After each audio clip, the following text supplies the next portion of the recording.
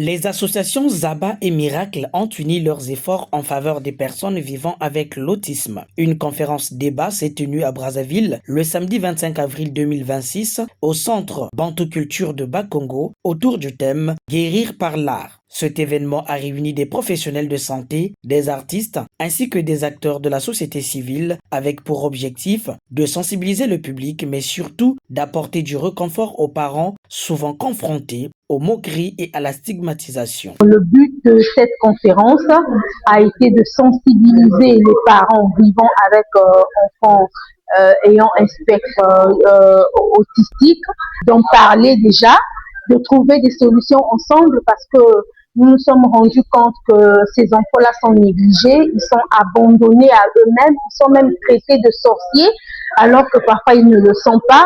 Il y a des foyers qui se disloquent même pour ce problème. À l'origine de cette activité, une histoire intime, un vécu sombre, celui de Nancy Francine Matunga, artiste et musicienne, promotrice de l'association Miracle, mère d'un enfant autiste, l'initiatrice de cette rencontre. Pour elle, organiser ce moment d'échange et de partage est l'ultime moyen de se libérer de cette souffrance qu'elle a dû traîner pendant toutes ces années en mettant à nu son histoire, son témoignage aussi bouleversant et touchant.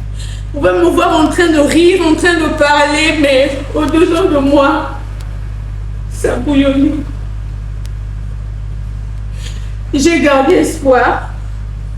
J'allais emmener les enfants, m'ont demandé d'emmener l'enfant à l'école spéciale.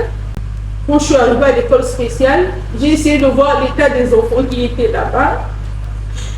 J'ai dit non Seigneur, mon enfant n'ira pas à l'école spéciale. Je vais la mettre dans une école normale. Même dans une école normale, c'était toujours des moqueries.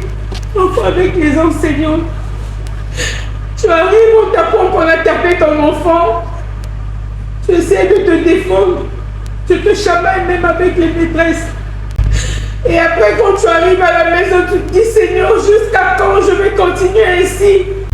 Mais c'était pas facile. Au cœur des échanges, spécialistes, artistes, acteurs sociaux ont partagé leurs expériences, mettant en avant le rôle de l'art comme outil thérapeutique et d'inclusion. Un engagement salué par Maman Credo, promotrice de l'association Zaba, qui insiste sur la nécessité de multiplier ce type d'initiatives pour faire évoluer les mentalités. Alors, ce que je retiens, c'est qu'il y a une personne qui a été guérie. C'est d'abord elle-même l'hôte, parce que les pleurs est une solution, nous on dit dans l'art-thérapie. Et donc, on l'a vu faire couler les larmes par rapport à tout ce qu'elle a eu à vivre. Et je pense qu'elle s'est libérée de cette souffrance qu'elle a eu à porter pendant des années. Aujourd'hui, parler devant les gens, dire ce qu'elle a vécu, comment ça lui faisait mal, ça a été une thérapie pour nous. Et encore, il faut savoir aussi qu'elle a vécu des violences. Elle a même parlé aux femmes qui ont des enfants autistes et aussi même aux hommes, parce qu'elle a été mise dehors par son mari à cause de cet enfant. De son histoire, quand on la partage, c'est quelque chose de bien parce que ça touche et ça peut transformer aussi d'autres qui sont dans les mêmes conditions qu'elle. Donc pour nous, c'est un combat qui est très, très, très important. Les participants, eux aussi, ont reconnu la pertinence de cette rencontre qu'ils considèrent comme un pas important vers une meilleure compréhension de l'autisme. Il y a des témoignages de la responsable de l'association Miracle. Son histoire m'a vraiment touchée. Je ne savais pas qu'elle avait un enfant autiste. Je demande aux parents, la famille, surtout aux marins, de soutenir leurs femmes pendant cette période.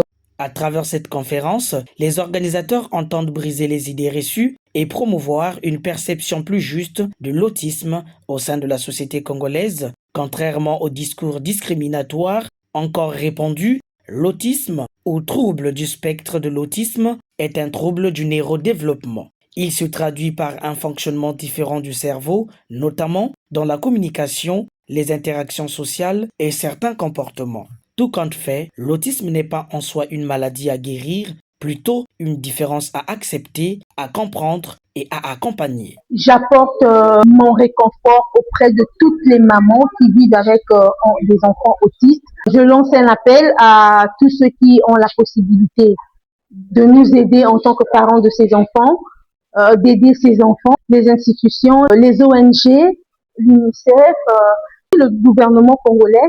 Nous avons besoin de votre soutien pour pouvoir aider ces enfants.